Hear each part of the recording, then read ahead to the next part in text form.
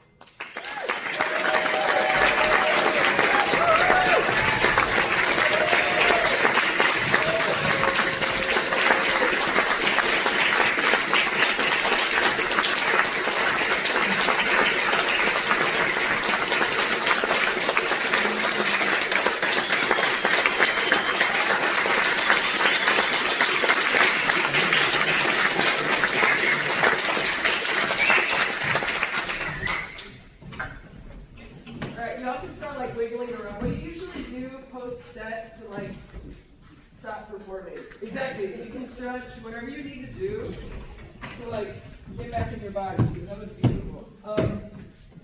The compliment is in my sheet a whole lot. I love being an audience member for your set. Like the musical maturity you demonstrated in your ability to play mid-tempo tunes. I love seeing the interaction in your band, and I can tell it's really fun to play in this band, and I want to play in this band too.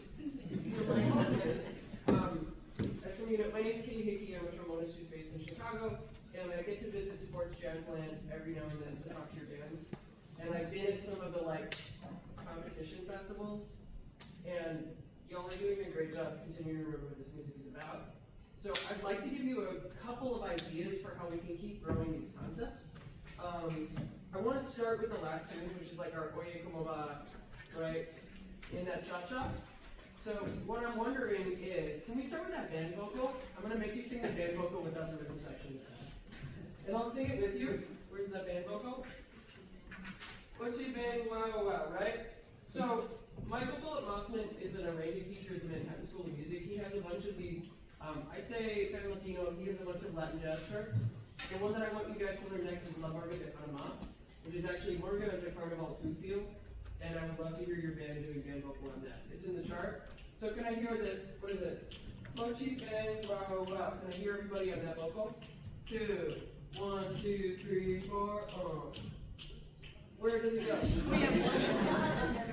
Alright, I'll give you the day measure. Thank you. One of the things about this festival is they don't give us scores, so I just get to listen, but then when I have to come up to clinic, the like figuring out what measures and things is sometimes slower. And I love that it's right here. I'm going to give you the dead measure and then we'll sing on beat 2. Here we go. 1, 2, 3, 4, 1. Bang, wow, wow. Now we know what we're doing. Can we do it again? 1, 2, 3, 4, 1. Bang, wow, wow. Exactly. So like if I was singing Vamos a gozar la morgue de Panama, whatever it is, like get used to doing it loud and proud. Because the difference between where you were playing and the band vocal was significant. And you're going to find that there are many environments in which the band vocal is equally or if not more important. And a lot of this music is vocal. One of the things I wanted and I gave to the soloists is this idea of borrowing not just from the melody, but from the rhythms of the chart and having greater rhythmic discipline. Piano solo, like, y'all, you have so many great soloists in your band that you get to listen to and like invent off of, that like there's so much going on at all given times. How little can we vary from thing to thing? How much rhythmic motivic development can we have so that when we're telling a solo, look, if I do that thing, where's that pitchy bang wow wow? I'm getting some notes. What is it? Right, that thing? Oh no, I'm reading the center part. I love this.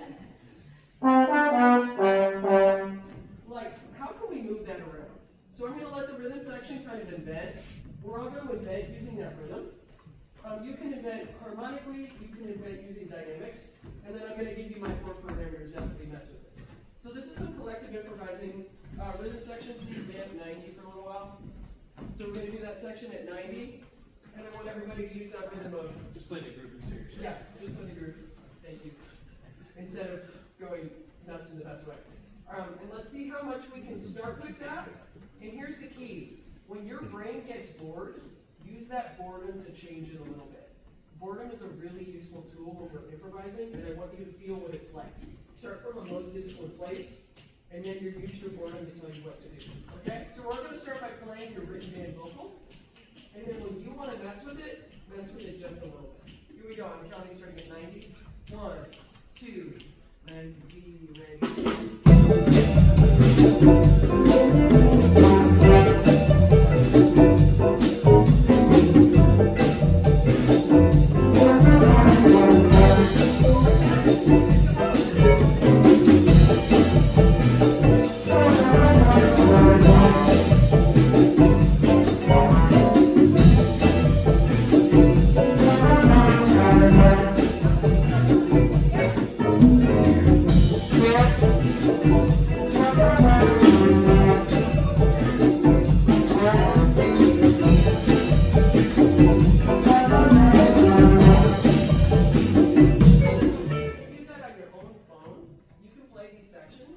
And you can say, all right, I'm bored and this is good information, and then what can we do with it?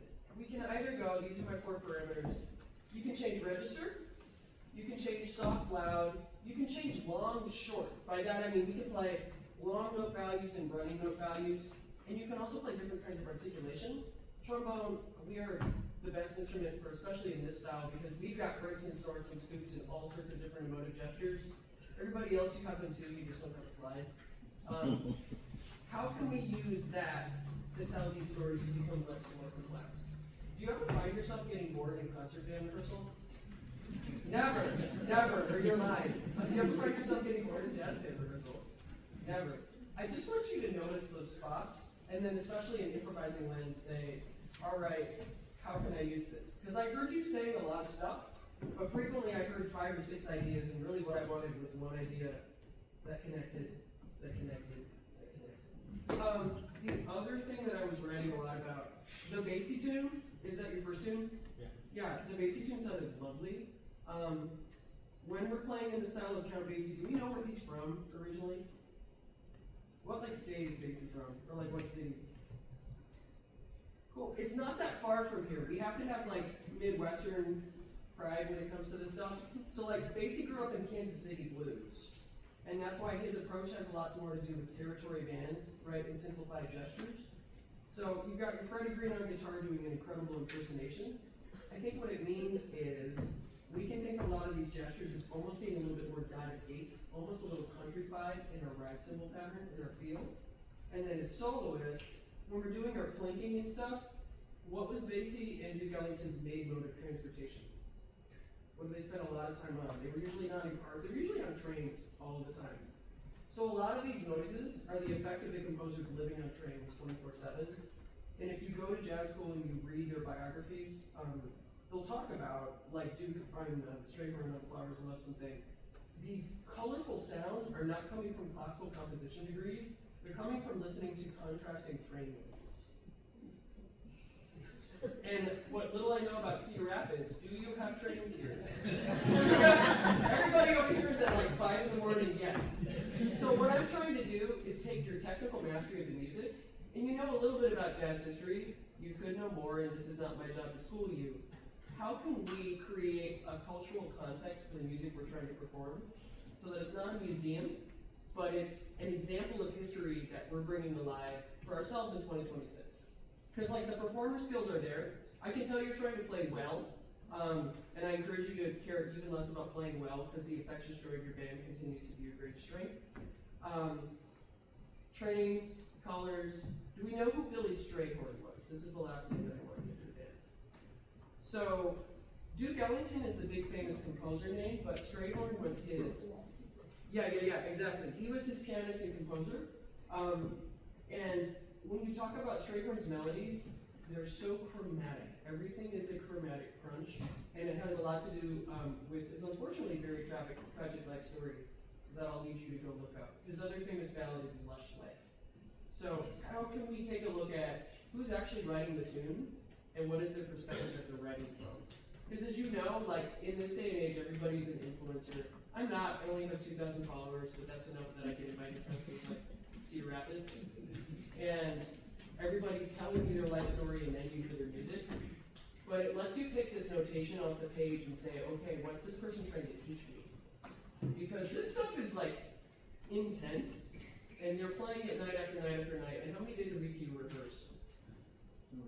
2 or 3. Yeah, so you get enough repetitions on this that you're kind of living with it in the same way. It should be like if Strayhorn walked in here right now, you'd be able to have a conversation with him because you knew what he was going through based on the music that he was writing. So that's a lot of, I realize I'm giving you larger creative concepts instead of telling you how to quote unquote play better. I hope you're taking that as a compliment. And I hope that as you go on this journey, and if you do end up playing in Ames in April, that this feels like a creative progression for you as a collective, and also increased curiosity for you as individuals. Because that's what's going to keep you playing and keep you enjoying it. All right. I'm loving your comments today. I'm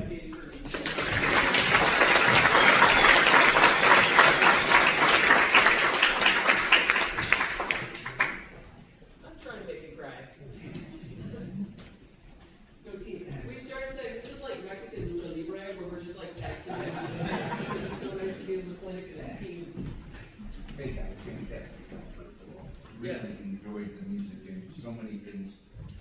that I really liked about it was like the communication dynamically was really pretty good. I mean, you can always be a little better, right? You can always take that next step, but you know, like I loved it when there was a Barry solo, everybody came down, you know, making those instantaneous, I guess I'm talking a lot up to the rhythm section, instantaneous shifts in, you know, intensity and volume. That is huge. I would like to just spend a minute on the first tune because I love me some swing. And I'm going to start from the beginning, and then when we get to the solo section, I think we had quite a few solos on this, and very good. I'll talk about the solo section when we get there. The one thing I could use a little bit more of, just in general from the winds, is, and this kind of is a general statement for everything, if you brought everything down just a little bit in volume, but then focused more on the accents, you know what I mean? So it's like, instead of like, maybe it'd be, right? Instead of, we wouldn't want to go, we want to go, or whatever the line is. If you come at it from a slightly softer perspective, then those accents pop. And the accents are the real friskiness of the music, okay? Can you kick us off, sir? Oh, and this started making the piano. Oh, this piano guy over here, I'm taking him home. Raising him as my own son, that I never had. That excites me. You can have one of my daughters.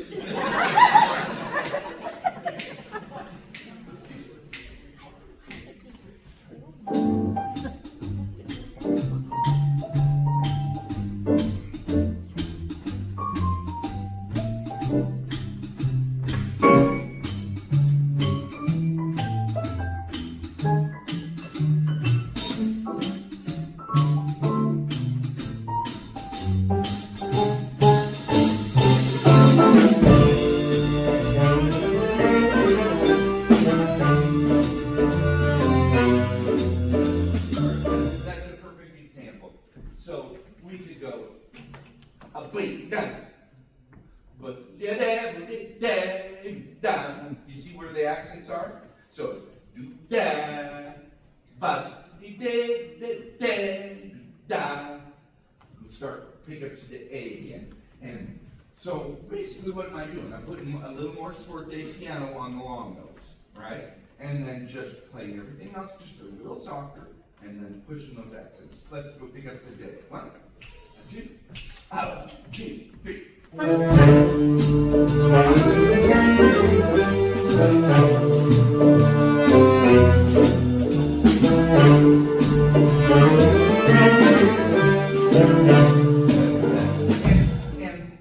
be picky about that, especially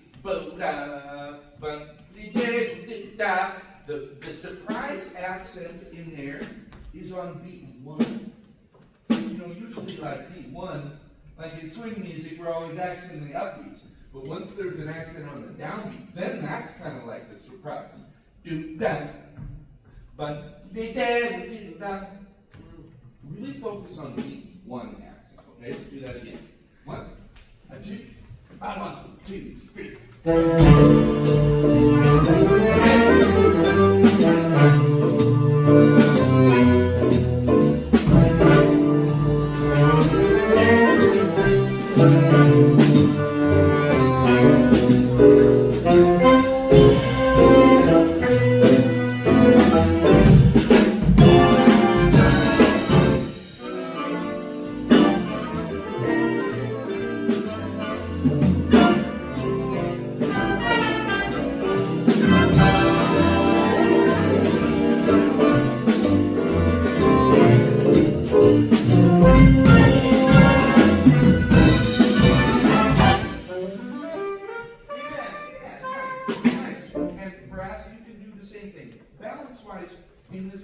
could use just a smidging more trombone and a smidging more section brass playing, you know what I mean? So I really hear the harmony. When I hear these baps, you know what I mean? I want to hear it this way, you know what I mean? Like all these different notes stacked up, right? So it comes at me like this nice fat chord. It's just like boom, there it is. So a little bit more of that I think would be good. Now the solo section, it's a blues, right? So, and it's got some different changes in it, but a blues is still 3 sets of 4, okay? And the last 2 measures of each set of 4 is the 1 chord, okay? Essentially, no matter if they put a 5, no matter what, the alteration and all that's what the people hear, and that's what we should be mostly concerned about when we're playing our solos. So the last 2 measures are always a 1 chord. The first 2 measures of each 4 blues chord progression, what is it? It's a 1 chord, but then what's the beginning of the second chord? 4, and the beginning of the last 4 is 5. Even if it's a 2, 5, 5, it's still 5. It's like a way. So I want you guys to play the solo section, and I want you just to sing the chord progression. And we're going to say 1 chord, a 1 chord. A lot of times it goes to the 4 chord, but really, our ears are still hearing that as a 1 chord. Okay? Here we go. Rhythm section, you ready?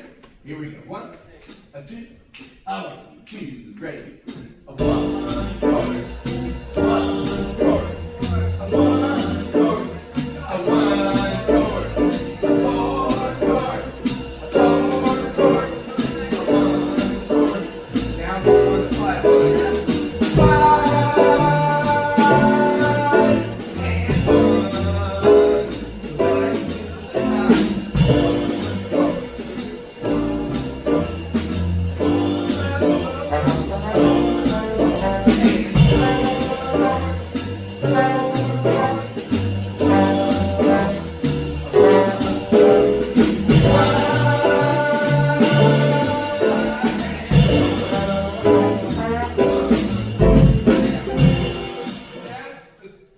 1. You know what I mean? Sometimes at the end it goes 2, 5, 1, 3, 6, 2, 5, whatever. That's great. But that's the meat of it. And I would like to hear your solos. Fantastic. I would like to hear you represent that a little bit more by playing more major thirds on when it switches. I mean, out of all the chords, 12 measures, basically 8 of them are 1 chords, essentially, right? And only 4 of them are different. So if I was going to, that's thus the kind of the blanket minor pentatonic blues scale fits on it, sort of, right? And I've been hearing a lot of good solos from you guys and others using that kind of minor pentatonic scale, which is great. I wouldn't want to not use that, but I would definitely want to hear us focus more on the major thirds. You know what I mean by when I say that? So that we're really representing that. All right, this time I want you to play 1 chord, a 1 chord on roots on your horns. Okay? Think you know what notes you're on? What key are we in? G. We're in concert G. So G is 1. What's 4? C. What's 5? D. Trumpets, what do you got? A. What's your 4? 4 chord. A, B, C, D. Right? And then the 5 chord is just 1 step up from there. E. Altos, what key are you guys in? Okay, so it's E. And then the 4 chord is E, F, G, A. 5 chord is B. All right, what? A 2, we're going to go do that. A do that. But the whole time we're going to be thinking this. Do that. A do that. A do that. All right? A 1, a 2, a 1, 2, 3, 4.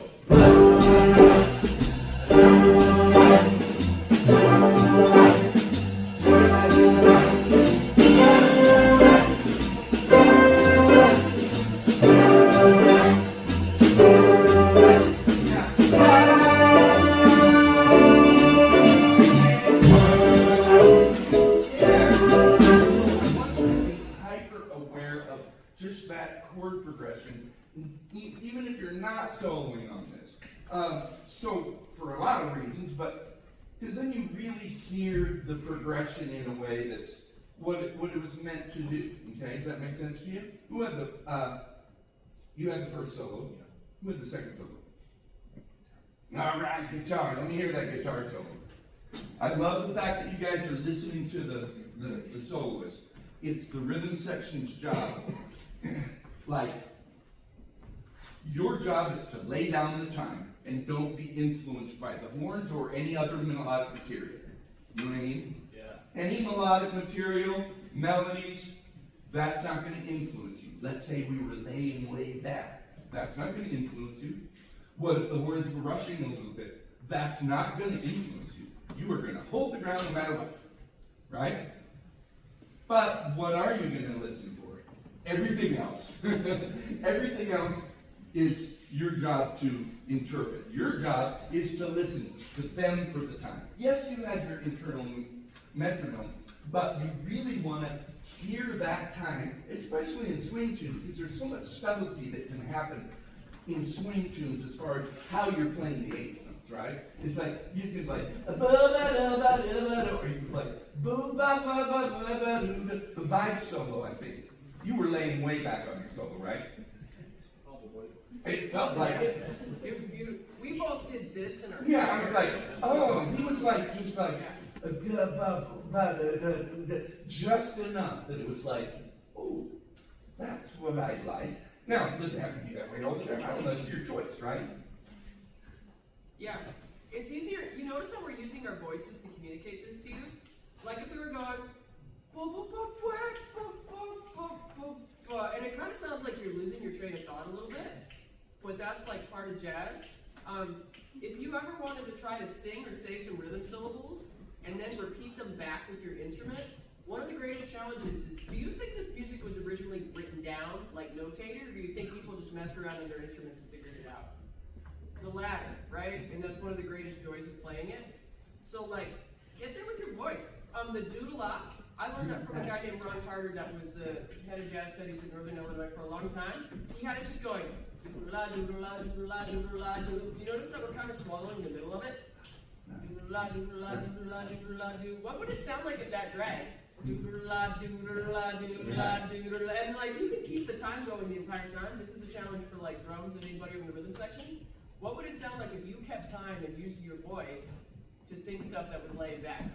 Because then you're really not going to let them mess with you, right? And then for the horn players, the stuff that I want is, can you sing the drum fills, especially these and of ones? I like to think of it as starting on the and of four. But, because if you know what's filling in those gaps, you'll know exactly where to place these syncopations. And it sounds a little silly, but it's the kind of stuff you can do while you're walking around, or who has a driver's license? Who are my people that are gaining independence? Congratulations. Like stoplights and things. This can be 30 seconds of your day. It does not need to be formally sitting down with your instrument. We respect you as musicians, which is why we're talking at this level. We hope you will take this and use it for the next couple weeks, but I think we have to let you go. But can we just say that was fun to That was listen cool, to? yeah. And that's the main thing. Yeah. I enjoy listening to you, and you know what? That's the most important thing. Yeah. You know, that middle tune's kind of weird and scary, dissonances, embrace it. You know, but it's just like a different scene in the play. All right? All right. Thank you very much.